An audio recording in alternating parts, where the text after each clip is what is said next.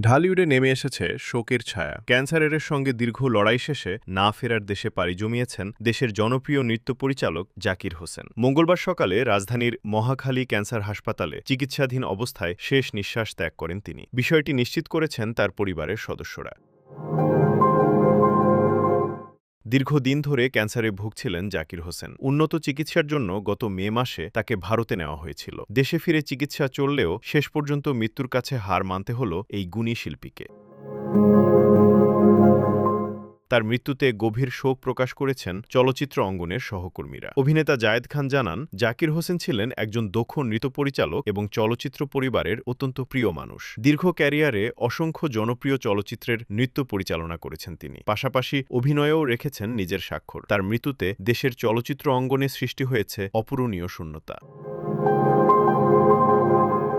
Desk report, press desk, BD.